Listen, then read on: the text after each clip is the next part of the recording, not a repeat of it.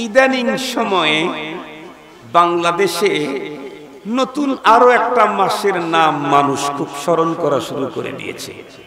সেই মাসের নাম হচ্ছে রবিউল আউয়াল। এই মাসটাকে মানুষ স্মরণ করতেছে কেন? কারণ এই মাসে নতুন আরো একটা ঈদের আমদানি হয়েছে। এই মাসে আরো একটা কি আমদানি হয়েছে বলেন? ঈদ আমদানি হয়েছে। সেই ঈদের নাম কি? একটু জোরে বলেন। এত ছোট নাম দিয়ে আর চলে না, এখন অনেক বড় নাম। এই ঈদের কার্যক্রম কমপ্লিট করার জন্য যা যা করতে হয় সবকিছু মিলে অনেক লম্বা নাম।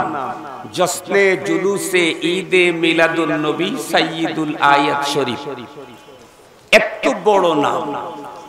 এই ঈদটা আমাদের দেশে এখন বেশ জাঁকজমকপূর্ণ অনেক জায়গাতে উদযাপন হচ্ছে।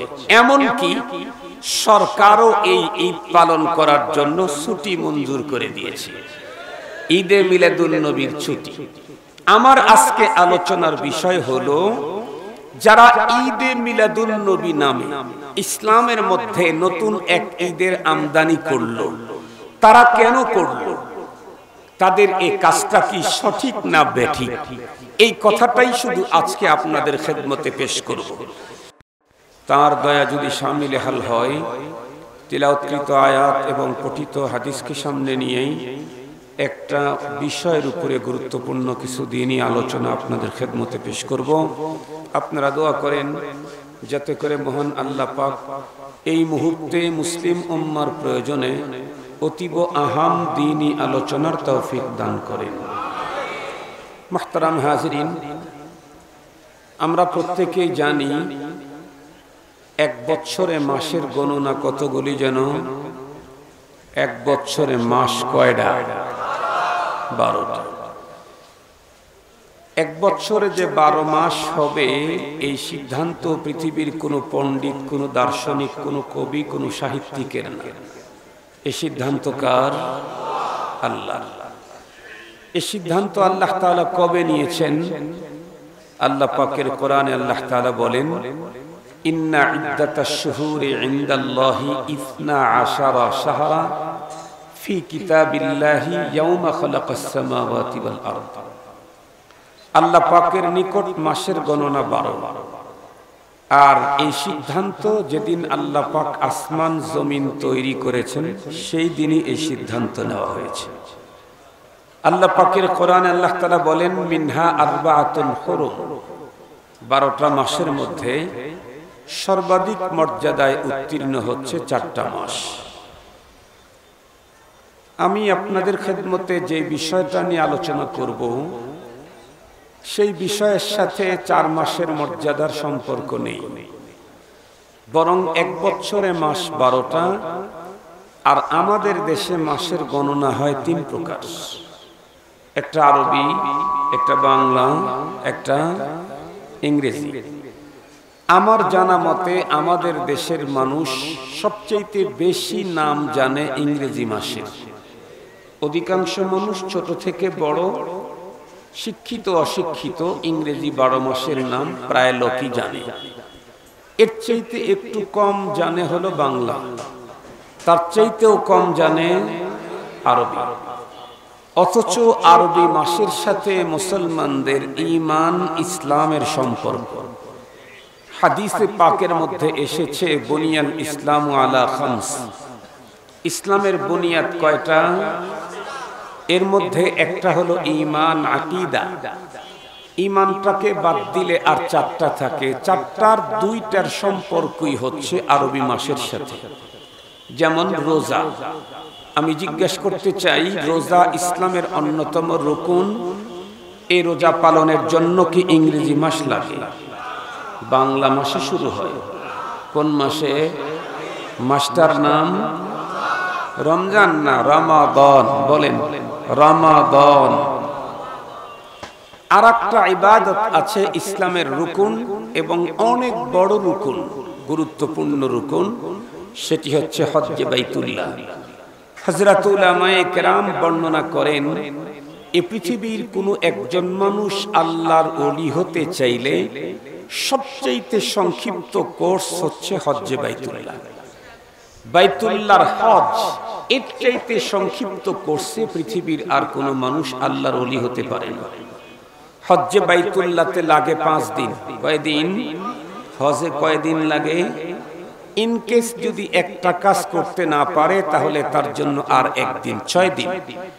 মাত্র 5 থেকে 6 দিনে একজন মানুষ তার 1000 বছরের সমস্ত গুনাহ মাপ নিয়ে নিজেকে আল্লাহর ওলির খাতায় নাম লেখায় দিতে পারে, যে আমলের দ্বারায় সে আমলের নাম হচ্ছে হজ্জে বাইতুল্লাহ। হজ্জে বাইতুল্লাহর ব্যাপারে এমন সিরিয়াস এক গুরুত্বপূর্ণ তথ্য এসেছে হাদিসে, যেটা অন্য কোনো ইবাদতের ব্যাপারে নেই। হাদিস খুলে দেখেন, রাসূল করিম সাল্লাল্লাহু আলাইহি ওয়াসাল্লাম ইরশাদ করেছেন, তোমাদের মধ্যে কেউ যদি হজব্রত পালন করতে যায়, পরবর্তীতে হজব্রত পালন করে উনি দেশে ফিরতেছেন, এই সংবাদ যদি তোমরা পাও, তাহলে তোমরা হাজী সাহেবকে ইস্তেকবাল করার জন্য, রিসিভ করার জন্য ঘর থেকে বাইরে বেরিয়ে যাও, রাস্তায় চলে যাও। কেন? কারণ উনি ওনার নিজের ঘরে ঢোকার আগ পর্যন্ত উনি যত মানুষের জন্য যে দোয়া করবে সেই দোয়াই আল্লাহ কবুল করবেন। এজন্য তোমরা সে তার নিজে ঘরে ঢোকার আগে রাস্তায় গিয়ে তাকে দিয়ে তোমাদের গুনাহ মাপের জন্য তাকে দিয়ে দোয়া করায় নাও, কারণ তার জীবনের গুনাহ মাফ হয়েছে। সে তার ঘরে ঢোকার আগ পর্যন্ত যত মানুষের গুনাহ মাপের আবেদন করবে আল্লাহ তাদেরকেও মাফ করে দিবেন। এইরকম সিরিয়াস মর্যাদা অন্য ইবাদতের ব্যাপারে অন্য রকমের আছে, এই জাতীয় কথা নেই। এই হজ্জে বাইতুল্লাহ এটা কি ইংরেজি মাসে হয়? বাংলা মাসে হয়। কোন মাসে? মাসের নাম কি? জিলহজ। মাশাআল্লাহ। তো আমি যতটুকু জানি, আমাদের দেশের মানুষ আরবি সব মাসের নাম না জানলেও 2-3টা মাসের নাম খুব ভালো জানে। তার মধ্যে একটা হলো রমাদানুল মুবারক। এই মাসের নাম জানে 2 শ্রেণীর মানুষ, 2 কারণে। এক শ্রেণীর মানুষ এই মাসের নাম জানে অনেক আগ থেকেই এই মাসকে পেতে চায়। কেন? কারণ কোন একজন মানুষ জীবনে একটা রমজান মাস পাওয়ার অর্থই হলো এই 30 দিনে জীবনের সব গুনাহ মাপ নিয়ে আল্লাহর ওলি হওয়ার সুযোগ পেয়ে যাওয়া। এই জন্য তারা অনেক আগের থেকে অপেক্ষায় থাকে। আর এক প্রকারের মানুষও এই মাসটার নাম খুব সিরিয়াসলি সংরক্ষণ করে। তারা কারা? যাদেরকে রমজান মাসে দিনের বেলায় বাড়িতে ভাত দেয় না, হোটেলে গিয়ে খেতে হয়, তাও আবার হোটেলে পর্দা লাগানো থাকে। হোটেলে গিয়ে খায় কিন্তু ভয় পায়, না জানি আবার কেউ দেখে নাকি। এই লোকগুলার অনেক কষ্ট এ মাস, এই জন্য ওদেরও মনে থাকে। আর যারা সিয়াম সাধনা পালন করে তাদের জন্য তো আনন্দের মাস, এজন্য তাদেরও জানা। এর চাইতে বড় কথা হলো এ মাসের সমাপনীতে, পরবর্তী মাসের সূচনায়, শুরুতেই আছে একটা আনন্দের দিন। সেই দিনের নাম যেন কি? ঈদুল ফিতর। মুহতারাম হাজিরিন, আর জিলহজ মাসকে মানুষ এ মাসটার নাম প্রায় লোকই জানে। কেন? এই মাসে আরো একটা উন্নত ঈদ আছে, যে ঈদে অনেক খাওয়া দাওয়া হয়। ঈদের নাম যেন কি? ঈদুল আজহা। কিন্তু ইদানিং সময়ে বাংলাদেশে নতুন আরো একটা মাসের নাম মানুষ খুব স্মরণ করা শুরু করে দিয়েছে। সেই মাসের নাম হচ্ছে রবিউল আউয়াল। এই মাসটাকে মানুষ স্মরণ করতেছে কেন? কারণ এই মাসে নতুন আরো একটা ঈদের আমদানি হয়েছে। এই মাসে আরো একটা কি আমদানি হয়েছে বলেন? ঈদ আমদানি হয়েছে। সেই ঈদের নাম কি? একটু জোরে বলেন। এত ছোট নাম দিয়ে আর চলে না, এখন অনেক বড় নাম। এই ঈদের কার্যক্রম কমপ্লিট করার জন্য যা যা করতে হয় সবকিছু মিলে অনেক লম্বা নাম। জশ্নে জুলুসে ঈদে মিলাদুন নবী সাইয়্যিদুল আয়াত শরীফ, এত বড় নাম। এই ঈদটা আমাদের দেশে এখন বেশ জাঁকজমকপূর্ণ অনেক জায়গাতে উদযাপন হচ্ছে। এমনকি সরকারও এই ঈদ পালন করার জন্য ছুটি মঞ্জুর করে দিয়েছে, ঈদে মিলাদুন নবীর ছুটি। আমার আজকে আলোচনার বিষয় হলো, যারা ঈদে মিলাদুন নবী নামে ইসলামের মধ্যে নতুন এক ঈদের আমদানি করলো, তারা কেন করলো, তাদের এই কাজটা কি সঠিক না বেঠিক, এই কথাটাই শুধু আজকে আপনাদের খেদমতে পেশ করব। মুহতারাম হাজিরিন, খুব ভালো করে বুঝবেন, নিঃসন্দেহে আমাদের দেশ সহ বাররে সগীরের যত জায়গায় ঈদে মিলাদুন নবী পালন করে, তারা বিশ্ব নবীজির জন্ম হয়েছিল রবিউল আউয়াল মাসের 12 তারিখে। এই জন্য নবীজির জন্ম উপলক্ষে তারা ঈদ উদযাপন করে। কেন? তারা নিজেদের দুইটা নামে তারা পরিচিত হতে চায়। একটা হলো, তাদের নাম হলো আশিকে রাসূল, তারা তাদেরকে কি বলে পরিচয় দেয়? আর একটা হলো, তারা নিজেদেরকে সুন্নি বলে দাবি করে। কি বলে ভাই? সুন্নি বলে দাবি করে। তো দুইটা কথাই আমরা বলতে চাই। এক নাম্বার হলো, তারা ঈদে মিলাদুন নবী পালন করে নিজেদেরকে আশিকে রাসূল প্রমাণ করতে চাচ্ছে। দুই নাম্বার হলো, ঈদে মিলাদুন নবী উপলক্ষে জশ্নে জুলুস করে তারা সুন্নি হওয়ার স্লোগান দিচ্ছে। মুহতারাম হাজিরিন, আসলে কি ঈদে মিলাদুন নবী পালন করলে সুন্নি আর আশিকে রাসূল হওয়া যায়? এই বিষয়টা আপনাদের সাথে একটু ডিসকাস করব। একটু ঠান্ডা মাথায় কথাগুলি বুঝবেন।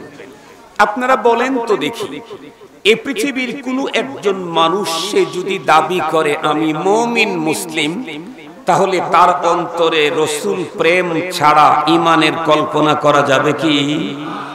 রাসূল প্রেম ছাড়া কখনো ঈমান হইতেই পারে না, হইতেই পারে না। আমরা তো ঈমানের কালিমাতে স্লোগান দিয়েছি, পড়েছি আমানতু বিল্লাহি ওয়া মালাইকাতিহি ওয়া কুতুবিহি, এরপরে বলেন না ওয়া রুসুলিহি, এক রাসূলের প্রতি আমাদের ঈমান। আজ আদম তা ঈসা এবং আমাদের নবী, সমস্ত নবীদের প্রতি আমাদের ভক্তি, শ্রদ্ধা, ভালোবাসা, ঈমান, বিশ্বাস। ঠিক বললাম? মুহতারাম হাজিরিন, ঈমান ছাড়া, রাসূলের প্রতি মুহাব্বত ছাড়া ঈমান হতে পারে না। কোরআনে পাকের যে আয়াতে কারিমা তেলাওয়াত করেছি, এই আয়াতে কারিমার তরজমা সুযোগ হলে শেষে শোনায় দেব। প্রত্যেকের অন্তরেই রাসূল প্রেম আছে। কারো অন্তরে রাসূল প্রেম কম আছে, কারো অন্তরে রাসূল প্রেম বেশি আছে। তবে ঈমানদার বলতেই তার অন্তরে রাসূল প্রেম থাকতেই হবে। কিন্তু আমি রাসূল প্রেম আমার অন্তরে আছে, এটাকে প্রমাণ করব, প্রকাশ করব কেমনে? তার পদ্ধতি কি হবে? মুহতারাম হাজিরিন, এই জন্য কি আমি আর আপনি নিজের পক্ষ থেকে কোনো পদ্ধতি আবিষ্কার করলে সেইটা কি আল্লাহর দরবারে গ্রহণ হবে? না। এই পৃথিবীতে যত মানুষ তার আল্লাহর রাসূলকে মুহাব্বত করেছিল, এর মধ্যে সবচেয়ে অধিক মুহাব্বত করেছেন সাহাবায়ে কেরাম রিদওয়ানুল্লাহি তাআলা আলাইহিম আজমাইন। সাহাবীদের মতো রাসূল প্রেমের দৃষ্টান্ত পৃথিবীর অতীতেও কেউ কোনোদিন রাখতে পারে নাই, বর্তমানেও নাই, কিয়ামত পর্যন্ত হইতেই পারে না। এই প্রসঙ্গ নিয়ে একটা ঘটনা আমার উস্তাদের কাছ থেকে শোনা আপনাদেরকে শুনাই। এই যে আজকে যেমন ওয়াজ হচ্ছে, এমনই এক ওয়াজ মাহফিলে হুজুর সাহাবীদের নবী প্রীতি সম্পর্কে বয়ান করতেছিলেন। বয়ান করতে করতে মোটামুটি 50 মিনিটের মতো সাহাবীদের রাসূল প্রেমের কথা বয়ান করছেন। অনেক মানুষ এক একজন এক এক রকমের রুচি থাকে না। একজন মাঝখান থেকে দাঁড়ায় বলতেছে, হুজুর আর কতক্ষণ সাহাবীদের রাসূল প্রেমের কথা বলবেন, আর কোনো ওয়াজ নাই? এই কথা বলতেই হুজুর খুব রেগে গেলেন। হুজুর বললেন, এই কম বক্ত বদনসিব, তুমি কি বলতে চাও? তুমি কি বলতে চাও যে আমি 50 মিনিট সাহাবীদের রাসূল প্রেমের কথা বলে আমি এক্সেস করে ফেলেছি? না, শুনে রাখো, আমাকে যদি আল্লাহ 50 বছর 100 বছর হায়াত দেয়, আর টোটাল লাইফটা যদি শুধু সাহাবীদের রাসূল প্রেমের কথা বলেই আমার লাইফ শেষ করে দেই, এরপরেও সাহাবীরা নবীজিকে যে প্রেম দিয়েছেন তার হক আদায় করা সম্ভব হবে না। এই কথা বলার পরে ওই লোকটা বকবক করতে করতে উঠে চলে গেল। তার মানে হুজুরের এক চয়েস ছিল, ও তো চলে গেছে। হুজুর তার হালতে বয়ান করছেন অনেক আগের কথা। আল্লাহর বান্দা বাসায় গিয়ে ঘুমিয়ে পড়েছে। ঘুমের ঘরে স্বপ্ন দেখে মুহাম্মদুর রাসূলুল্লাহ সাল্লাল্লাহু আলাইহি ওয়াসাল্লাম। স্বপ্নে নবীজিকে দেখলে কি হবে, কিন্তু ওর কপাল পুড়ে গেছে। স্বপ্ন নবীজিকে দেখেছে কিন্তু ওর কপাল পুড়েছে। কি কপাল পুড়েছে? স্বপ্ন দেখে যে সে নবীজির একজন সাহাবী এবং নবীজি আর একজন ঘোড়ার গাড়ির মালিক, এই চারজন ব্যক্তি অনেক উঁচু পাহাড়ের চূড়ার উপরে। টমটম ঘোড়ার গাড়িটাও ওখানে আছে। নবী আলাইহিস সালাম পাহাড় থেকে নিচের দিকে নামতে চাচ্ছেন। ঘোড়ার গাড়ির মালিককে বললেন, এই আমি নিচে নামতে চাই, তোমার ঘোড়ার গাড়ি রেডি? বলে হ্যাঁ হুজুর রেডি। তাহলে চলো। নবী আলাইহিস সালাম এবং নবীজির এক সাহাবী আর এই লোকটা ঘোড়ার গাড়িতে উঠলো। টমটমের চালক টমটম চালানো শুরু করল। আপনারা কখনো পাহাড়ে উঠেছেন? উঠেন নাই। পাহাড়ে উঠতে গেলে যতই স্পিড দেন স্থিমিত হয়ে যায়, গতি আসে। যতই স্পিড দেন, নামার সময় যতই ব্রেক করেন কিন্তু ধীরে হয় না। ব্রেক করে রাখলেও জোরে হয়ে যায়। আল্লাহ তাআলা আমাদেরকে অনেক বরকতপূর্ণ পাহাড়ে অনেকবার আল্লাহ তাআলা উঠার তৌফিক দান করেছিলেন মক্কা মদিনার। মুহতারাম হাজিরিন, তো উপর থেকে নিচের দিকে গাড়িটা যখন নেমে আসতেছে, তখন এই গাড়ির ব্রেক ছাড়া কি গাড়িটা নিয়ন্ত্রণ সম্ভব? আমি জিজ্ঞাসা করতে চাই, টমটমের ব্রেক কি চাক্কার সাথে থাকে নাকি? টমটমের ব্রেক কোথায় থাকে? ঘোড়ার লাগাম। এটা হলো টমটমের ব্রেক। অল্প কিছু নিচে নেমে আসার পরেই হঠাৎ করে ব্রেকটা ছিঁড়ে গেছে, লাগাম ছিঁড়ে গেছে। যেই লাগাম ছিঁড়ে গেছে, অপ্রতিরোধ্য গতিতে গাড়ি নিচের দিকে আসতেছে, নিয়ন্ত্রণহীন। টমটমের গাড়ির মালিকের চেহারা মুতাগায়্যির হয়ে গেছে। হায় হায়, এভাবে নিয়ন্ত্রণহীন যদি চলতে থাকে তাহলে তো নিঃসন্দেহে পয়গম্বর অ্যাক্সিডেন্ট করবেন, অকষ্ট পাবেন, ক্ষতবিক্ষত হবেন। তো নবী আলাইহিস সালাম যাতে অক্ষত অবস্থায় গন্তব্যে যেতে পারে, এ কারণে টমটমের মালিক ওই বাঁকা লোকটাকে ডেকে বলল, এ ভাই, দেখতেছো তো তুমি আমাদের টমটমের ব্রেকটা ছিঁড়ে গেছে, এভাবে চলতে থাকলে গাড়ি অ্যাক্সিডেন্ট করবে, নবীজি ক্ষতবিক্ষত হয়ে যাবে। তুমি যদি একটা কাজ করতে পারো তাহলে নবীজি নিরাপদে গন্তব্যে পৌঁছতে পারবে। ও জিজ্ঞেস করে, ভাই কি কাজ? বলে, তুমি ঝাঁপ দিয়ে, লাফ দিয়ে টমটমের চাক্কার নিচে তুমি তোমার বডিটাকে দিয়ে দাও, তাহলে তোমার বডির সাথে চাকা লেগে ধাক্কা খেয়ে দাঁড়িয়ে যাবে, আমি লাগামটা ঠিক করে নেব, নবীজি নিরাপদে গন্তব্যে পৌঁছতে পারবে। এই কথা বলতেই ওই লোক এখন মাথা চুলকায়, কানে হাত দেয়, দাড়িতে হাত দেয়, পিঠ চুলকায়, গা চুলকায়। তার মানে চিন্তা করতেছে, আমি একজন ভালো মানুষ, রানিং একটা গাড়ির চাক্কার নিচে যদি পড়ে যাই তো নিশ্চিত আমার হাড়গোড় ভেঙে যাবে। এটা কি করে সম্ভব? ও যখন হাতে মাথায় হাত দিচ্ছে, ঘাড়ে হাত দিচ্ছে, গর্দানে হাত দিচ্ছে, তখন নবীজির সাহাবীকে তখনও বলে নাই টমটমের চালক। ওর হাতাহাতি দেখেই নবীজির সাহাবী ঝাঁপ দিয়ে টমটমের নিচে নিজের দেহটাকে সুপর্দ করে দিয়েছে। যখন দেহটা সুপর্দ করে দিয়েছে, টমটমের চাক্কার সাথে সাহাবীর দেহ লেগে টমটম তো দাঁড়িয়ে গেছে। এই চোটে ওই লোকের ঘুম ভেঙে গেছে।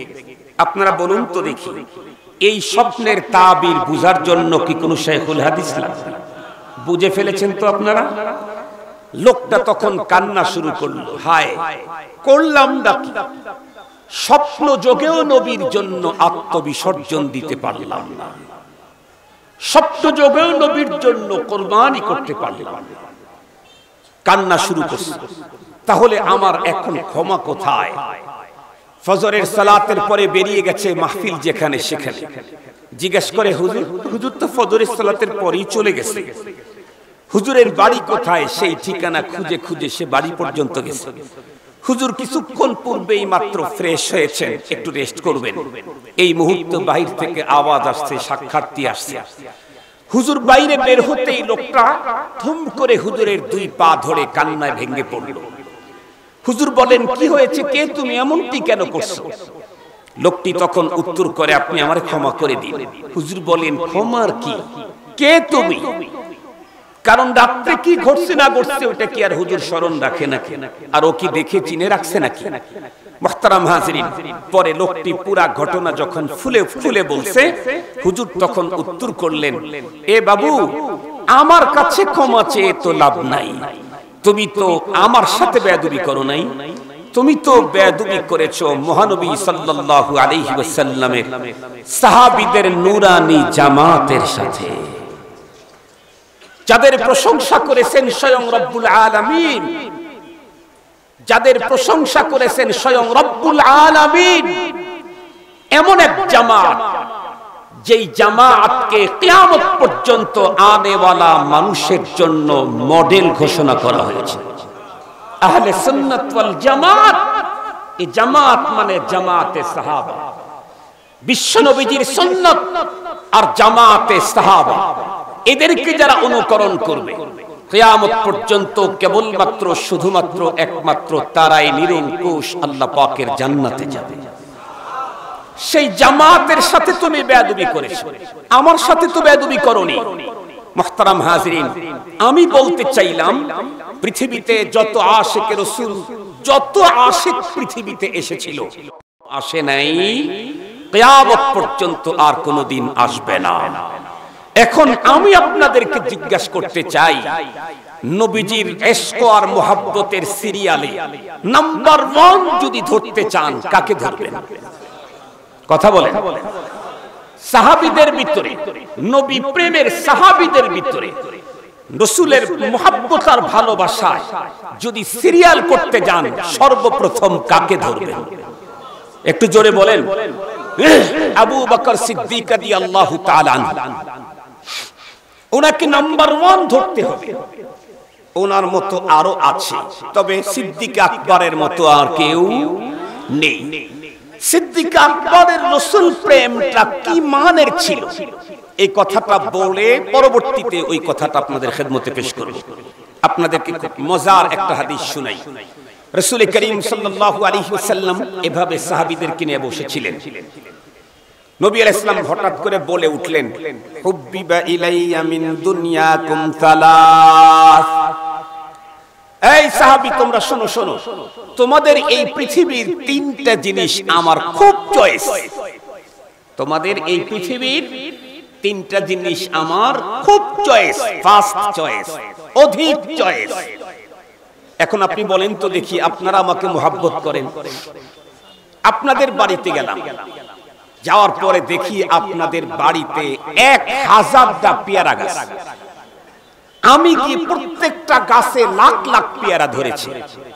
এমত অবস্থায় আমি গিয়ে যদি বলি, আপনাদের পেয়ারা তো অনেক সুন্দর দেখা যায়, দেখতে তো খুব ফাইন, তাহলে কি আপনারা একটা পেয়ারা আমাকে খাওয়াবেন না? কথা বলেন না কেন? শুধু যদি বলি যে অনেক ফাইন পেয়ারা, দেখতে তো অনেক সুন্দর, সাথে সাথে ডজন খানিক কেটে নিয়ে আসবেন আর কয়েক কেজি ব্যাগের ভিতরে ভরে পার্সেল দিয়ে দিবেন, হুজুর এটা বাসায় নিয়ে খায়। ঠিক বললাম না? ঠিক বললাম। এতটুকু মুহাব্বত আমার প্রতি আপনাদের থাকার কারণে আমি যখন বলছি এটা আমার চয়েস, আপনারা আমাকে দিয়ে দিচ্ছেন। আল্লাহ পাকের রাসূল বলতেছেন, পৃথিবীর 3টা জিনিস আমার চয়েস। বলেন তো দেখি, আল্লাহ তার রাসূলকে কি পরিমাণে মুহাব্বত করেছেন? আল্লাহ ওই 3 জিনিস তার রাসূলকে দিবেন কিনা? কথা বলেন না কেন? দিবেন। বিশ্বনবীজি বললেন, 3টা জিনিস আমার সবচেয়ে বড় চয়েস। 1 নাম্বার কি? আত্তিব, সুগন্ধি আমার বড় চয়েস। রাসূল সাল্লাল্লাহু আলাইহি ওয়াসাল্লাম বলছেন, সুগন্ধি আমার বড় চয়েস। তো রব্বুল আলামিন কি করে দিলেন? বিশ্বনবীজির পুরা বডিটাকে সুগন্ধির মার্কাজ বানায়া দিলেন। নবীজির বডি থেকে সুঘ্রাণ বের হতো। নবীজি যখন থুতু ফেলতেন, সাহাবায়ে কেরাম এটাকে প্রতিযোগিতার সাথে নিয়ে হাতের সাথে মেখে শরীরের সাথে মাখায় দিত। কেন? নবীজির থুতু মুবারকের ঘ্রাণ, ওই মানের সেন্ট আর আতর ওই জগতে তখন আর ছিল না। মুহতারাম হাজিরিন, বিশ্ব নবীজির কাছে এক সাহাবী আসছে। এসে বলতেছেন হুজুর আমার মেয়ের বিয়ে। নবী আলাইহিস সালাম তাকে কি হাদিয়া দিবেন দেয়ার মতো নবীজির কাছে তখন কিছুই ছিল না। নবীজি বললেন তুমি একটা শিশি নিয়ে আসো, একটা শিশি নিয়ে আসো। নবী আলাইহিস সালাম যখন ঘেমে যাচ্ছিলেন ঘামগুলি শরীর থেকে মুছে মুছে শিশির ভিতরে ভরে কর্ক লাগিয়ে দিলেন, বলে দিলেন বিবাহ অনুষ্ঠানে তো সুগন্ধির প্রয়োজন হয়, মার্কেট থেকে কেনা দরকার নাই, এটাই তোমার মেয়েকে ব্যবহার করতে বলবা। অবস্থাটা কি হলো, ওই মেয়ে যখন নবীজির ঘাম ধরা শিশির কর্ক যখন খুলতেন তখন আশেপাশের মানুষ বুঝতে পারত পয়গম্বরীর দেহের মেশকাম্বরের ঘ্রাণ ছড়তেছে। এখন বিশ্ব নবীজি বলেন হুব্বিবা ইলাইয়া মিন দুনিয়াকুম সালাস, তিন জিনিস আমার এই দুনিয়ার বড় প্রিয়। দুই নাম্বার, এক নাম্বার আত্তিব, সুগন্ধি। আল্লাহ তাআলা রাসূলের পুরো বডিটাকে সুগন্ধি বানায় দিলেন। দুই নাম্বার হলো আন-নিসা, নেককার নারী আমার বড় চয়েস, নেককার নারী। আল্লাহ পাক রব্বুল আলামিন কি করলেন, পৃথিবীর শ্রেষ্ঠতম নারী, तमाम পৃথিবী, মিস ওয়ার্ল্ড না 2022 সন আর 23 সনের মিস ওয়ার্ল্ড, হযরতে হাওয়া আলাইহিস সালাম থেকে শুরু করে কিয়ামত পর্যন্ত যত নারী পৃথিবীতে আসবে এর মধ্যে সর্বশ্রেষ্ঠ নারী কোরআন হাদিসের বর্ণনায় তিনজন। সেই তিনজনের একজনকে আল্লাহ পাক আবার পয়গম্বরের ঘরে ঢুকিয়ে দিলেন, আম্মা জান খাদিজাতুল কুবরা রাদিয়াল্লাহু তাআলা আনহা। নবীজি বলছেন নেককার নারী আমার চয়েস। তো রব্বুল আলামিন এত বড় নেককার, এত উন্নত নারীকে দিলেন যে পৃথিবীর ভিতরে তিনজনের একজন। বিশ্ব নবীজি বলেন তিন নাম্বার, জুইলাত কুররাতু আইনি ফিস সালাহ, আমার চোখের শীতলতা হলো নামাজ। নামাজের ব্যাপারে অনেক লম্বা কথা আজকে বলার প্রয়োজন নেই। আমি আজকের মূলত আলোচনার কথা ছিল যত সাহাবী নবীজিকে মুহাব্বত করেছেন, এখানে সিরিয়াল করলে এক নম্বরে আবু বকর সিদ্দিক রাদিয়াল্লাহু তাআলা আনহুর নাম। সিদ্দিক আকবর নবীজিকে কি মানের মুহাব্বত করতেন। সিদ্দিক আকবর এই নবী আলাইহিস সালাম যখন এই কথা বললেন যে এই পৃথিবীর তিনটা জিনিস আমার প্রিয়, সুগন্ধি, নেককার নারী আর নামাজের ভিতরে আমার চোখের শীতলতা, এই কথা বলার সাথে সাথে ফাকামা আবু বকর সিদ্দিক রাদিয়াল্লাহু তাআলা আনহু তখন দাঁড়িয়ে গেলেন, বললেন হুব্বিবা ইলাইয়া মিন দুনিয়া সালাস, ওগো নবীজি আমারও এই পৃথিবীর তিনটা জিনিস খুব প্রিয়। সুবহানাল্লাহ বলবেন কি? বিশ্ব নবীজির প্রিয় কয় বস্তু? তিন বস্তু। আমাদের প্রিয় কয় বস্তু? সেই বস্তুর সাথে নবীজির প্রিয় জিনিসের সাথে মিল আছে কিনা একটু দেখে নিলেই হবে, চেক করলেই হবে। আবু বকর সিদ্দিক রাদিয়াল্লাহু আনহু দাঁড়িয়ে গেলেন, উপস্থিত যারা ছিলেন তাদেরকে লক্ষ্য করে, পয়গম্বরকে লক্ষ্য করে বললেন হুব্বিবা ইলাইয়া মিন দুনিয়া সালাস, এই পৃথিবীর তিনটা জিনিস আমারও বড় প্রিয়। সেই তিন জিনিসের বর্ণনা পয়গম্বর যখন দিতে বললেন, প্রথম নাম্বার বললেন আন-নাদরু ইলা ওয়াজহিক, দুই নাম্বার বন্ধুরা আমার ওয়া ইনফাকু মালি আলা আমরি, তিন নাম্বারে হলো ওয়া বিনতি ফি বাইতি। খুব ভালো করে বুঝার জন্য চেষ্টা করবেন। হযরতে সিদ্দিক আকবর রাদিয়াল্লাহু তাআলা আনহু যেই তিন জিনিস পৃথিবীর সবচাইতে উন্নত, মজা, ভালো লাগা বলেছেন, সবগুলাকে গভীরভাবে লক্ষ্য করলে তিনটা মূলত তিন নয়, বরং তিনটা মিলে একটাই। বিষয়টা বুঝাবার জন্য একটা মিসাল দিলে বুঝবেন। আপনাদের এই অঞ্চলের ভাষা তো আমার অঞ্চলের ভাষার সাথে কিছুটা হলেও তারতম্য, ব্যবধান আছে। দেখেন তো বুঝেন নাকি?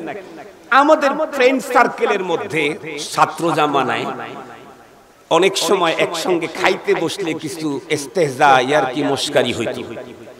তো একজনকে জিজ্ঞাসা করছে, দোস্ত কি খালি আজকে? সে বলে, শোন, আমরা কি গরিব মানুষ নাকি? 3 আইটেমের তরকারি দিয়ে খাবার খেয়েছি। 3 আইটেমের তরকারি খেয়েছিস? বলে হ্যাঁ। কি কি খেলি বলতো দেখি? কয় কেন? বাগুন ভর্তা, বাগুন সানা, বাগুন চাষ নাই। কয়টা বলছে ভাই? 3টা। আপনারা কি 3টা বুঝেছেন? 3টা বুঝেছেন? বুঝেছেন তিনটা? বাগুন ভর্তা, বাগুন ছানা, বাগুন চাশনাই। চাশনাই কি আপনারা বুঝেন? মাশাআল্লাহ, তাহলে তো আলহামদুলিল্লাহ। এই তিনটা মিলে কি একটা না? যে বাগুন ভর্তা সেই বাগুন ছানা, যেই বাগুন ছানা সেই বাগুন চাশনাই। কিন্তু বলতে কি বলেছে? 3 আইটেম দিয়ে খেয়েছি। 3 আইটেম খালি তুই কি কি? বাগুন ভর্তা, বাগুন ছানা, বাগুন চাশনাই। আবু বকর সিদ্দিক রাদিয়াল্লাহু তাআলা আনহু উনি বললেন, হুব্বিবা ইলাইয়া মিন দুনিয়ায়া সালাস, এই পৃথিবীর 3টা জিনিস আমার বড় প্রিয়। সবচেয়ে বেশি মজা, বেশি ভালো লাগা, বেশি আনন্দ, বেশি choice, first choice, over first choice. সেই 3টা কি? একটা একটা করে শুনতে থাকলে পরে বলবেন যে হুজুর এ তো 3টা মিলে একটাই। নাম্বার 1, আন-নাদরু ইলা ওয়াজহিকা। ওগো নবীজি, আমার জীবনের সবচাইতে মজা, সবচাইতে চয়েস হলো আমি আপনার চেহারার দিকে তাকায় তাকায় আপনাকে দেখা। আল্লাহ, ভালো করে বুঝবেন, উলামায়ে কেরাম ভালো বুঝবেন, সাধারণ লোকের একটু কম বুঝলেও। হাবিবুল হাবিবে হাবিবুল, হাবিবুল হাবিবে হাবিবুল। আমার সাথে এই হুজুরের দোস্ত, এই হুজুরের সাথে ওই ভাইয়ের দোস্ত। তাহলে বলেন তো দেখি, উনি আমার শত্রু হবে না বন্ধু হবে? বন্ধুর বন্ধু বন্ধু হয়। আবু বকর সিদ্দিকের সাথে কার দোস্তি? রাসূলুল্লাহর কথা বলেন না কেন? কার দোস্তি? আল্লাহর রাসূলের সাথে কার দোস্তি? আল্লাহ। দোস্তকে যেমন মানুষ মোহাব্বত করে দেয়, দোস্তর দোস্তকেও দেয়। আমাদের বিশ্বনবী উনি বললেন, হুব্বিবা ইলাইয়া মিন দুনিয়াকুম সালাস, তোমাদের পৃথিবীর 3টা জিনিস আমার কাছে বড় প্রিয়। তার ভিতরে নাম্বার 1 হলো আত্তিব, সুগন্ধি। আল্লাহ পাক তার দোস্তের প্রিয় বন্ধুরা আমার পছন্দিদা জিনিসটাকে তার বডিতে কিয়ামত পর্যন্ত সেটিং করে দিয়েছেন। শুধুমাত্র কেবলমাত্র তার দোস্তর বন্ধুরা আমার পছন্দিদা, তার চয়েসফুল জিনিসগুলিকে দিয়েছেন এমন না। তার দোস্তের দোস্ত সিদ্দিক আকবর রাদিয়াল্লাহু তাআলা আনহু উনিও যেইটা চয়েস করেন রব্বুল আলামিন এটাও তার জন্য ব্যবস্থা করে দিলেন। নাম্বার 1 বন্ধুরা আমার চয়েস হলো আন-নাযরু ইলা ওয়াজহিক। ওগো নবীজি, আপনার চেহারার দিকে তাকায় দেখে দেখে দেখে দেখে দেখে মজা নেওয়া। যতক্ষণ পর্যন্ত তাকায় থাকি শুধু মজাই লাগে, মজাই লাগে। পৃথিবীর সবচাইতে বড় মজা। রব্বুল আলামিন কি করলেন? আবু বকর, তুই যেহেতু আমার হাবিবের চেহারার দিকে তাকায় থাকতে পৃথিবীর সবচাইতে বেশি মজা পাস, এজন্য আয় রে আবু বকর আয়, আমি আমার হাবিবের চেহারা তোকে দেখার জন্য 3টা রাত আর দিন রিজার্ভ করে দিলাম। যেই 3 দিন আর 3 রাত আমার হাবিবের স্ত্রী, সন্তান এবং পৃথিবীর কোন মানুষই তোমাকে, তোমার প্রিয় মানুষটাকে দেখার ভিতরে খলল তৈরি করবে না। 3 রাত রিজার্ভ করে দিলেন রব্বুল আলামিন সিদ্দিক আকবরের জন্য। আবু বকর, আমার হাবিবের চেহারার দিকে তাকাইতে তোমার এত মজা, তুমি তো এমনি মজা 100% তৃপ্তি ভরে তাকাইতে পারো না। এ আসে, ও আসে, ও আসে, সে আসে। যাও হিজরতের পথে, শুধু তোমাকেই আমার হাবিবের সাথে আমি মনোনয়ন দিলাম।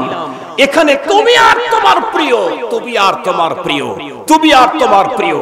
মজায় দেখো, তার স্ত্রীও সেখানে আসবে না, সন্তানরাও সেখানে ঢুকবে না, কেউ সেখানে তোমার মুহাব্বত আর ভালোবাসার দৃষ্টির ভিতরে কেউ প্রতিবন্ধকতার সৃষ্টি করতে পারবে না। যেই 3 রাত রাসূল করিম সাল্লাল্লাহু আলাইহি ওয়াসাল্লামকে হযরতে সিদ্দিক আকবর একদম একা একা, আর কেউ নাই, শুধু নবী আর উনি, সানি ইসনাইন ইযহুমা ফিল গার। মুহতারাম হাজিরিন, এই সময়ের এক একটা রাতের মর্যাদা আল্লাহ পাকের কাছে এত বেশি, এত বেশি। হাদিসে পাকের মধ্যে এসেছে, আপনারা শুনেছেন, আমি আবার আপনাদেরকে স্মরণ করে দিই। আমাদের আম্মা জান আয়েশা সিদ্দিকা রাদিয়াল্লাহু তাআলা আনহা একদিন আমাদের নবীজি আম্মা জানের রানের উপরে মাথা রেখে শুয়ে আছেন রাতের বেলায়। আম্মা জান আয়েশা সিদ্দিকা রাদিয়াল্লাহু আনহা বিশ্ব নবীজির বন্ধুরা আমার দাড়ির ভিতরে হাত দিতেছেন এবং মাথার ভিতরে বাবরির ভিতরে চুলের ভিতরে হাত দিয়ে এমনটি করতেছেন। এমন মুহূর্তে আম্মা জান পয়গম্বরকে জিজ্ঞেস করলেন, ওগো নবীজি, আসমানের ভিতরে যত সংখ্যক তারকা দেখা যায়, আপনার উম্মতের ভিতরে এত সংখ্যক আমলওয়ালা কোন উম্মত আপনার আছে নাকি? বিশ্ব নবীজি আম্মা জানের প্রশ্ন শুনে উত্তর করলেন, নাম। আয়েশা, তুমি আমাকে জিজ্ঞাসা করলে আসমানের তারকা সমতুল্য নেক আমল করার মতো কোন উম্মত আমার আছে নাকি? আমি তোমাকে অ্যানসার দিচ্ছি, শোনো, নাম। হ্যাঁ, আমার উম্মতের ভিতরে এমনও মানুষ আছে যার নেক আমল আসমানের তারকার চাইতে একটাও কম হবে না। আম্মা জান জিজ্ঞাসা করলেন, মান হুয়া? সেই লোকটাকে যার আমল আসমানের তারকা সমতুল্য। আম্মা জান ভেবেছিলেন নিঃসন্দেহে এই প্রশ্নের উত্তরের ভিতরে আমার বাবার নাম ফ্লাশ হবে, কিন্তু নবীজি উত্তর করলেন, ওমর। যেই লোকটার নেক আমল আসমানের তারকা সমতুল্য সে তো আমার ওমর। এই কথা বলতেই আম্মা জানের চেহারার ভিতরে মালিন্যতার ছাপ চলে আসলো। নবীজি জিজ্ঞাসা করলেন, আয়েশা, তুমি প্রশ্ন করলে, আমি উত্তর দিলাম, এরপরে উত্তর শোনার পরে তোমার চেহারার ভিতরে মালিন্যতার ছাপ কেন? আম্মা জান এই প্রশ্নের উত্তর না দিয়ে পয়গম্বরকে আরেকটা বন্ধুরা আমার প্রশ্ন করলেন, জিজ্ঞাসা করলেন, ফাইনা আবু বকর ইয়া রাসূলুল্লাহ। মুসলমান ভাইরা রে আমার, যখন জিজ্ঞাসা করলেন তাহলে আমার বাবা আবু বকরের মর্যাদা কোথায়, বিশ্ব নবীজি তখন মুস্কি হেসে আম্মা জানকে ডেকে বললেন, আয়েশা, তুমি আবু বকরের কথা জিজ্ঞাসা করো। আবু বকরের নেক আমল ওমরের সারা জিন্দেগীর নেক আমল, আর আমার সঙ্গে আবু বকর হিজরতের পথে যে 3 রাত কাটাইছে তার নেক আমল সমান হবে না। বিশ্ব নবীজির চেহারার দিকে তাকানো নেকি, শুধু নেকি না, অনেক বড় নেকি, অনেক বড় মর্যাদা। সিদ্দিক আকবরের প্রথম চয়েস, বাবার চেহারা দেখেন, দাদার চেহারা দেখেন, সন্তানের সোনা মুখটা দেখেন, স্ত্রীর চেহারার দিকে তাকানো না। সিদ্দিক আকবরের প্রথম চয়েস আন-নাজরু ইলা ওয়াজহিকা। ওগো নবীজি, আপনার চেহারার দিকে তাকানোই আমার জীবনের সবচাইতে বড় মজা, সবচাইতে বড় প্রিয় জিনিস। 2 নাম্বার নবী বলেন, ওয়া ইনফাকু মালি আলা আমরিক। আমাকে আল্লাহ পাক যত সম্পদ দিয়েছেন আপনি অর্ডার করবেন, আর আমি আল্লাহর দেওয়া সম্পদগুলি আল্লাহর রাস্তায় ব্যয় করে দেব। এটা আমার জীবনের দ্বিতীয় চয়েস। সিদ্দিক আকবরের এই আবেদনও আল্লাহ পাক কবুল ও মঞ্জুর করেছেন। গালেবান তবুকের যুদ্ধের কথা আপনাদের জানা আছে। আল্লাহর পয়গম্বর স্বাভাবিকের ব্যতিক্রম সাহাবীদেরকে বললেন, তোমাদের যার যতটুকু আছে জিহাদের জন্য তোমরা অংশগ্রহণ করতে পারো। ফারুক আজম চিন্তা করলেন, আজকে আমি আবু বকরকে হার মানায়া দেব। উনি অর্ধেক নিয়ে আসলেন। ইতিহাস জানা একটা পয়েন্ট সেখান থেকে উদ্ধার করার জন্য আবারও আপনাদেরকে শুনাইতেছি। সিদ্দিক আকবর রাদিয়াল্লাহু তাআলা আনহু নিয়ে আসলেন। নবীজি ওমরকে জিজ্ঞাসা করলেন, ওমর, এতগুলি নিয়ে আসছো বাসার জন্য, কি রেখে আসছো? হযরত ওমর উত্তর করলেন, মিসলুহা ইয়া রাসূলুল্লাহ। যেই পরিমাণে নিয়ে আসছি এর চাইতে এক চুল পরিমাণে বেশি রেখে আসি নাই, একদম 50-50 করে নিয়ে আসছি। সিদ্দিক আকবরকে নবীজি জিজ্ঞাসা করলেন, আবু বকর, তুমি এগুলি নিয়ে আসছো তো বাসার জন্য, কি রেখে আসছো? সিদ্দিক আকবর সেই দিন যেই উত্তর করেছিলেন সেই উত্তরটা একজন উর্দু কবি বড় মজায় মজায় ব্যক্ত করেছেন। উনি বলেন, মালো দৌলত দেখে ভি সব রহ গয়া মেরে লিয়ে, এক খোদা মেরে লিয়ে, এক মুস্তাফা মেরে লিয়ে। ওগো নবীজি, আমার ঘরে দুনিয়ার কোনো কিছু রাখি নাই, তবে সবচাইতে মহামূল্যবান 2টা জিনিস রেখে আসছি। একটা হলো আল্লাহ আর একটা হলো রাসূলুল্লাহ।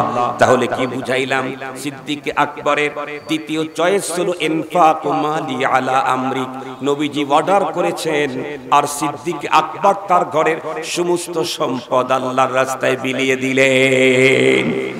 আমি জিজ্ঞাসা করতে চাই, আজকে তাম ওয়ার্ল্ড খুঁজেও সিদ্দিক আকবরের মতো এই রকমের রাসূল প্রেমের নজিরওয়ালা একজন মানুষ কি খুঁজে পাওয়া সম্ভব? কখনোই না। সিদ্দিক আকবরের তৃতীয় চয়েস শুধু সিদ্দিক আকবরের চয়েস না, আসমানের মালিকের মঞ্জুরি। সুবহানাল্লাহি ওয়া বিহামদিহি বলবেন না? সিদ্দিক আকবরের তৃতীয় চয়েস হলো বিনতি ফি বাইতিক। ওগো নবীজি, আমি আবু বকর আমার সম্পদ দিয়ে, সম্মান দিয়ে, সন্তান দিয়ে, সব ধরনের যতটুকু সম্ভব যত জায়গায় আমি আপনার খেদমত করেছি, দ্বীনের খেদমত করেছি। কিন্তু কিছু খেদমত এমন আছে যেগুলি স্বামী স্ত্রীর করতে পারে, স্ত্রী স্বামীর ওই খেদমত করতে পারে, ওই খেদমতে ভাই ভাইয়ের করতে পারে না, বোন বোনের সাথে ওই খেদমত করতে পারে না, বাবা ছেলে ওই খেদমত করতে পারে না, মা মেয়ের সেই খেদমত করতে পারে না। এমন কিছু খেদমত আছে, সেই খেদমতেও আমার ফ্যামিলির লোক যাতে আপনার ওখানে ইনভলভ থাকে। এজন্য আমার দিলের তৃতীয় নম্বরের বড় চাওয়া হলো আমার মেয়েটা আপনার ঘরে থাকবে, আপনার স্ত্রী হিসাবে। সিদ্দিক আকবর তো চাইলেন যে আমার চয়েস হলো আমার মেয়ে হাবিবুল্লাহর ঘরে থাকবে, মুহাম্মদুর রাসূলুল্লাহর ঘরে থাকবে। আর আল্লাহ পাক এমন ভাবে কবুল করলেন, আম্মা জান আয়েশা সিদ্দিকা রাদিয়াল্লাহু তাআলা আনহার বিবাহের প্রস্তাব স্বয়ং আল্লাহ পাক জিবরাইল আমিনকে দিয়ে মুহাম্মদুর রাসূলুল্লাহর কাছে পাঠিয়ে দিলেন। আল্লাহু আকবার বলেন, আল্লাহু আকবার। সিদ্দিক আকবরের প্রেম ভিতরের কথাগুলি কত পাওয়ারফুল, জমিনের ভিতরে উচ্চারণ হয়েছে, আরশের মালিক তার সাথে সাথে গ্রহণ করে ফেলেছে, ব্যবস্থা নিয়েছেন আরশের মালিক। সবচেয়ে বড় মজার কথা হলো, খুব ভালো করে বুঝবেন, সিদ্দিক আকবর তো চাইলেন বিনতি ফি বাইতি, আমার মেয়েটা আপনার ঘরে থাকবে। মুহতারাম হাজিরিন, শুধু তোমার মেয়ে আমার হাবিবের ঘরে আছে তা না, বরং কিয়ামত পর্যন্ত তোমার মেয়ের ঘরে আমার হাবিবকে থাকার ব্যবস্থা করে দিলাম। আপনাদেরকে জিজ্ঞাসা করতে চাই, বিশ্বনবীজির রওজা মুবারক যেটা, এটা কার ঘর? আর একটু জোরে বলেন, কার ঘর? আম্মা জান আয়েশা সিদ্দিকার বাবা চেয়েছেন বিনতি ফি বাইতিক। রব্বুল আলামিন এটাকে কত উন্নত করে কবুল করলেন, তোমার মেয়ে তো আমার হাবিবের ঘরে থাকবে, আমার হাবিব কিয়ামত পর্যন্ত তোমার মেয়ের ঘরে থাকার ব্যবস্থা করে দিলাম। মুহতারাম হাজিরিন, আর আলোচনা বাড়ানোর দরকার নাই। আমি জিজ্ঞাসা করতে চাই, এই মানের রাসূল প্রেমিক পৃথিবীতে আরো সেকেন্ড কাউকে পাওয়া যাবে? আর একটু জোরে বলেন, বলেন তো দেখি, আবু বকর সিদ্দিক রাদিয়াল্লাহু আনহুর তিন চয়েসের মূলে কয়টা? সে কে? নবীজি। কথা বলেন না কেন? সে কে? আন-নাদরু ইলা ওয়াজহিক, নবীজির চেহারার দিকে তাকান। ইনফাকু মালি আলা আমরিক, নবীজির হুকুমে মাল আল্লাহর রাস্তায় বিলীন করে দেওয়া। বিনতি ফি বাইতিক, নবীজির ঘরে তার মেয়েটা স্ত্রী হিসেবে থাকা। তাহলে এই তিনটা মূলত কয়টা? একটা। তার মানে সিদ্দিকে আকবরের মতো এই মানের আশিক রাসূল পৃথিবীতে কোনোদিন আসে নাই, আসবে ওরা। সেই সিদ্দিকে আকবর রাদিয়াল্লাহু আনহু খলিফাতুল মুসলিমিন হলেন, নবীজির শ্বশুর খলিফাতুল মুসলিমিন হলেন। এরপরে ওনার খেলাফত কালে কি রবিউল আউয়াল মাস ছিল না? আর একটু জোরে বলেন, রবিউল আউয়াল মাসের 12 তারিখ কি ছিল না? রবিউল আউয়াল মাস আসলো, 12 তারিখ আসলো, আর পয়গম্বরের রফিকুল গার সিদ্দিক আকবরের মতো মানুষ খেলাফতের চেয়ারে অধিষ্ঠিত থাকার পরেও নবীজির জন্ম উপলক্ষে কোনো ঈদ উদযাপন করলেন না। পরবর্তী সময়ে এসে নবীজির প্রেম দেখাইতে যারা ঈদ উদযাপন করে, আমরা তাদেরকে নবীর আশিক বলে স্বীকৃতি দিতে পারি না। মুহতারাম হাজিরিন, আরেকটা গুরুত্বপূর্ণ পয়েন্ট আপনাদেরকে বলি, এটা সারা জীবন মনে রাখবেন। গুরুত্বপূর্ণ পয়েন্ট আপনাদেরকে বলি, আমাদের দেশে যেই কথাটা চালু আছে সেটার উপরে আমি কথা বলতেছি। আমাদের দেশে সবার মাঝে এই কথাটা মশহুর বাইনান নাস, নবীজি জন্ম নিয়েছেন কয় তারিখে? কথা বলেন না, কয় তারিখে? কোন মাসের কয় তারিখ? মাশাআল্লাহ। আর একটা কথাও কিন্তু আমাদের দেশে মশহুর আছে, সেটা নবীজি চলে গেছেন কয় তারিখে? আর একটু জোরে বলেন, কোন মাসের? রবিউল আউয়াল। মাশাআল্লাহ। এবার আসেন, এটাই যদি সত্য হয় তাহলে আসেন, ধরে নেন আপনাদের পীরগঞ্জের এক ছেলে, তার বাবা একটাই মাত্র ছেলে, 7টা তার মেয়ে। ধরে নেন, এই এক ছেলেকে লেখাপড়া করাইতে তার ভাইটা বাড়ি সব বিক্রি করে এখন অন্যের বাড়িতে ছোট্ট একটা ঘর উঠায়া থাকে। ছেলেও আল্লাহর মেহেরবানি কাজ হয়েছে, ছেলে বিশ্বের ভিতরে সবচেয়ে বড় ডিগ্রি হয়েছে, বিশ্বের ভিতরে নাম্বার 1 হয়েছে। ছেলে যখন দেশে ফিরে আসছে সব কোম্পানি ওর দিকে তাকায় আছে। একজন বলে 5 লাখ বেতন, আর একজন বলে 6 লাখ, একজন বলে 5 কোটি টাকার গাড়ি দেব ব্যবহারের জন্য, আর একজন বলে 10 কোটি টাকার গাড়ি। তো শেষ পর্যন্ত সবকিছু চিন্তা ভাবনা করে একটা ফার্ম এসে ঢুকেছে, তার মান্থলি বেতন হলো 10 লাখ। ধরে নেন গাড়ি একটা দিয়েছে তাকে 2-5 কোটি টাকা দামে। এরপরে অফিস তো আছে। মুহতারাম হাজিরিন, এই ছেলেটা জন্মগ্রহণ করেছিল আজ থেকে 28 বছর আগে ফেব্রুয়ারি মাসের 23 তারিখে। জীবনে অনেক মনে চাইছে, কারণ ইউনিভার্সিটি লেভেলে ইউনিভার্সিটির সবাই তো বার্থডে পালন করে, জন্মদিবস, কিন্তু ওর তো বার্থডে পালন করবে কোথায়? বার্থডেই তো নাই, ভাতের ব্যবস্থাই তো নাই, তো বার্থডে পালন করবে কেমনে? পরে আল্লাহর মেহেরবানিতে শেষ পর্যন্ত চাকরি পেয়েছে। এখন বলেন তো দেখি, 1 বছর পেরিয়ে ফেব্রুয়ারি মাসের 23 তারিখ যখন আসবে, ও কি বার্থডে পালন করবে না? আওয়াজ করে না। ও কি জন্মদিবস পালন করবে না? ও কি কেক কাটবে না? 7 লাখ টাকা মাসে বেতন, কেক ছোটটা কাটবে না বড়টাই কাটবে? এই বছর কাটলো একটা, পরের বছর ওর চাইতে ডাবল এক কেক কাটলো, তৃতীয় বছর ওর বেতন দাঁড়িয়েছে মান্থলি 20 লাখ। 20 লাখ ঢাকাতে চাকরি করে 23 ফেব্রুয়ারি তার 3য় নম্বরের বার্থডে পালন করবে। এতদিন তো পারে নাই, এবার অর্ডার করছে যে এইবার কমপক্ষে হাফ টন ওজনের একটা কেক বানাইবা। কথার কথা বলতেছি আর কি, এক্সেস করেই বলতেছি।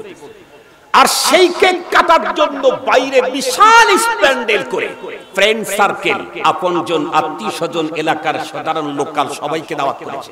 টাকার তো অভাব নেই, ছুটিও আগেই মঞ্জুর করেছে, 22 তারিখে সে চলে আসবে।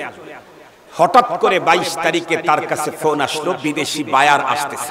সে যে কোম্পানিতে চাকরি করে, বাইরের বায়ার আসতেছে 22 তারিখে। ও আর আসতে পারতেছে।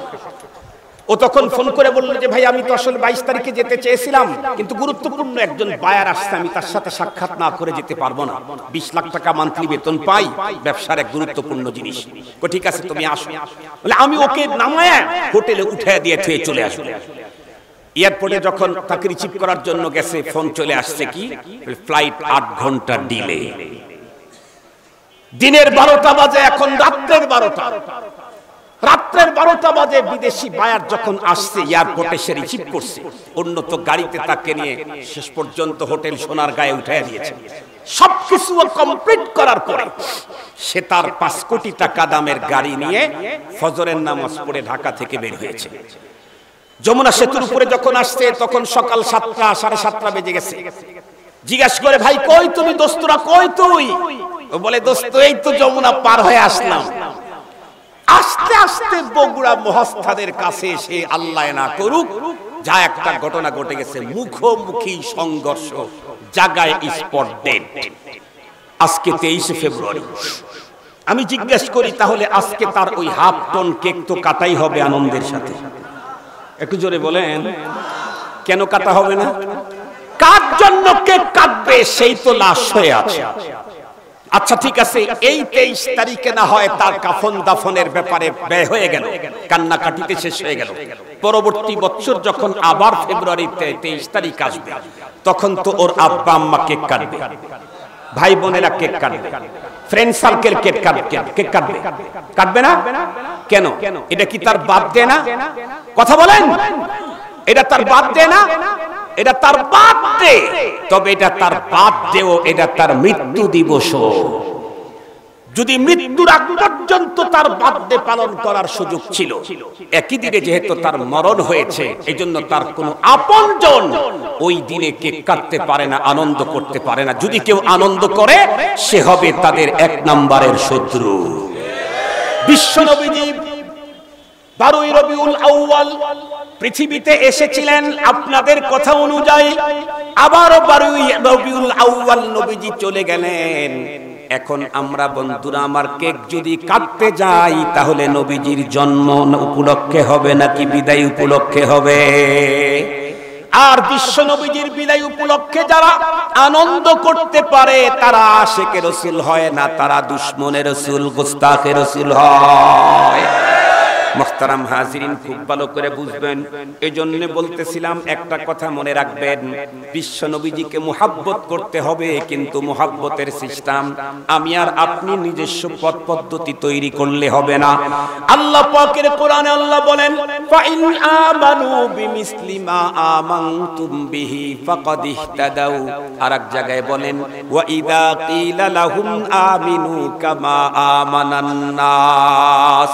কোরআনের এই দুই আয়াতে আল্লাহ বুঝায় দিলেন, নবীজির সাহাবায়ে কেরাম তোমাদের জন্য নবীজির মুহাব্বত আর ভালোবাসা প্রদর্শনেও মডেল।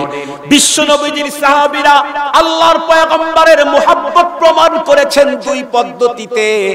কখনো যদি নবীজির ব্যক্তি অথবা ব্যক্তিত্বের উপরে কেউ আক্রমণ করেছে, তাহলে সাহাবায়ে কেরাম নিজেদের জান জীবন টোটাল বিসর্জন দিয়ে তার প্রতিবাদে ফেটে পড়েছে।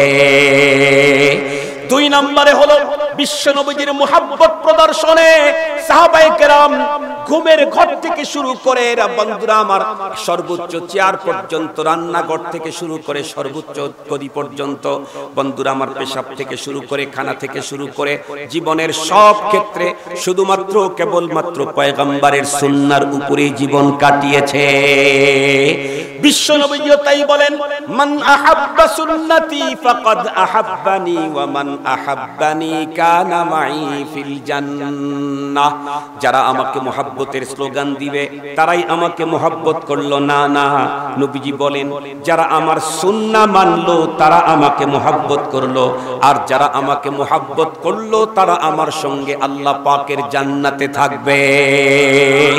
মুহতারাম হাজিরিন, আমার জিজ্ঞাসা হলো, হযরতে সিদ্দিক আকবর রাদিয়াল্লাহু আনহু রবিউল আউয়ালে ঈদ উদযাপন করেন নাই, হযরত ওমর করেন নাই, হযরত ওসমান করেন নাই, হযরত আলী রাদিয়াল্লাহু আনহু করেন নাই, কোন সাহাবী তাবেঈ তাবেঈ তাবেঈ কেউ করেন নাই।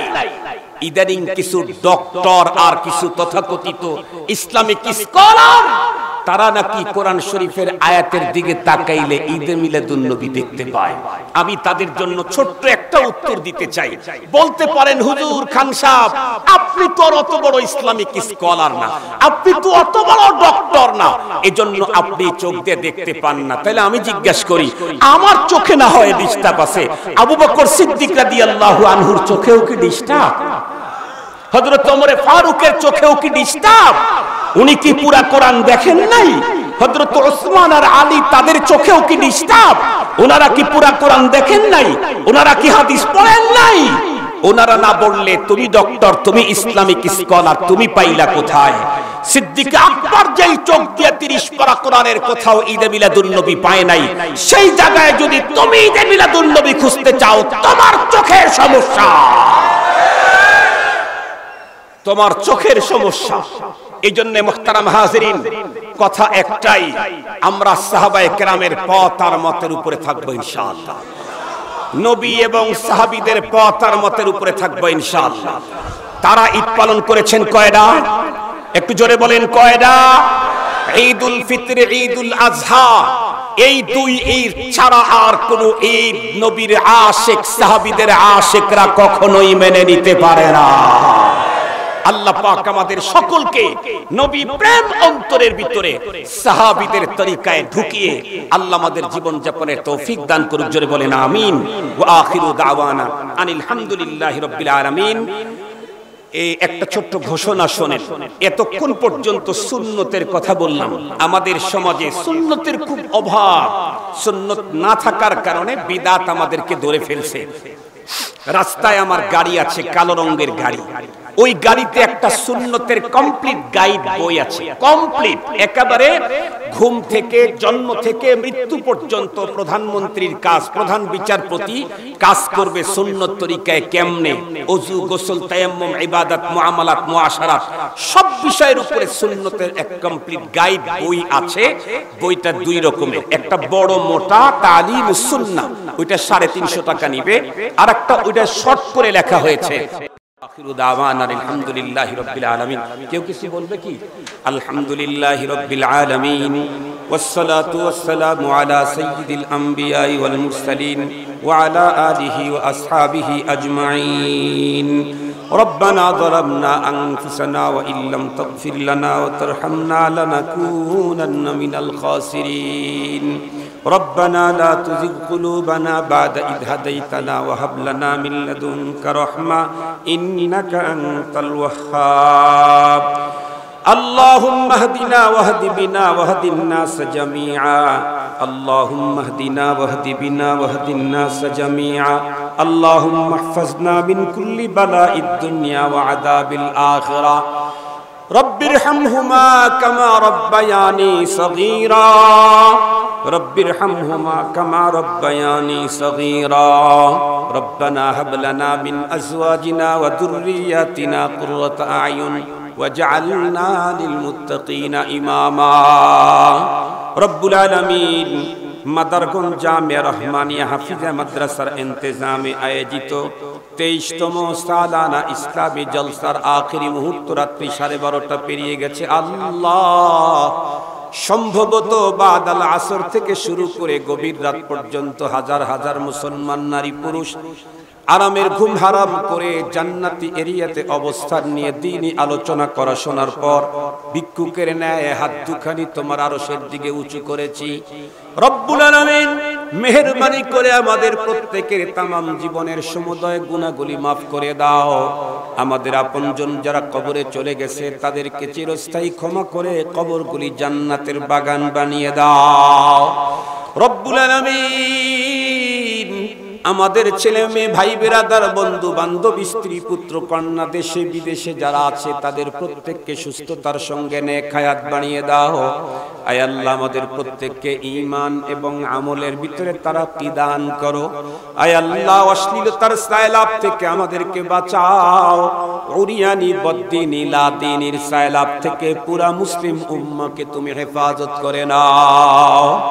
রব্বুল আলামিন, জানি না কার অন্তরের ভিতরে কোন বৈধ তামান্না আছে, তুমি কবুল করে নাও। জানি না কার দিলে কোন ব্যথা বেদনা আছে, তুমি দূর করে দাও। জানি না কে কোন পেরেশানিতে আছে, পেরেশানি সলভ করে দাও।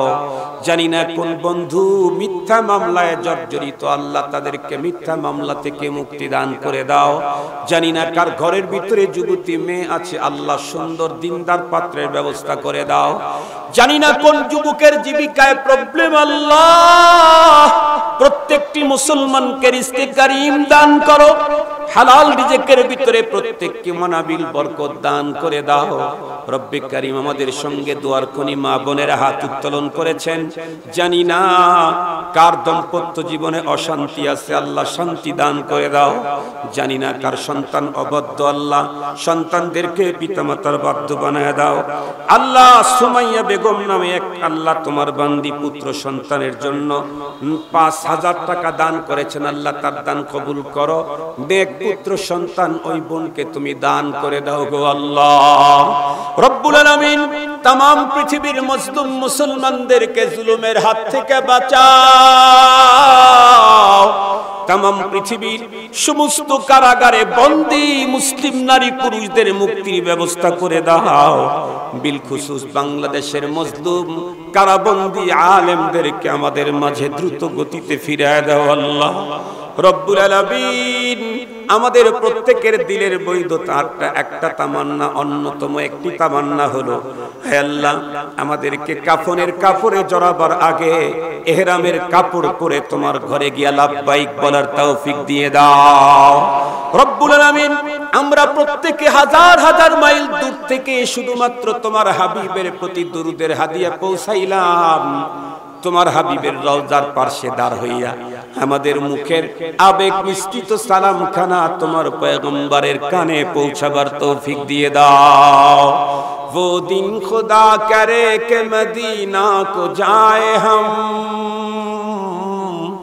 वो दिन खुदा करे के मदीना को जाए हम, खाके दर रसूल का सुरमा लगाए हम, खाके दर रसूल का सुरमा लगाए हम।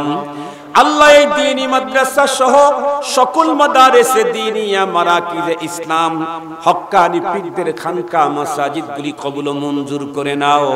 দ্বীনি প্রতিষ্ঠানের বিরুদ্ধে হাজারো ষড়যন্ত্র চলতেছে, আল্লাহ সব ষড়যন্ত্র থেকে তুমি দ্বীনি মার্কাজগুলোকে হেফাজত করো।